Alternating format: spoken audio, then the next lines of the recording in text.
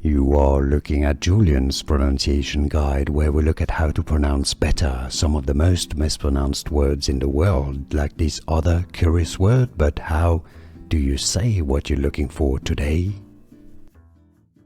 Let's learn how to pronounce these: name, and if you want to learn more confusing pronunciation, and including from literature, stay tuned. So let's start with the Greek pronunciation, pronounced in Greek, Galatea, from mythology, Galatea. Now, in English, the pronunciation can be, if you want to make it sound more like the Greek, Galatea, but it's generally accepted and pronounced in English. The English pronunciation is as Galatea, Galatea.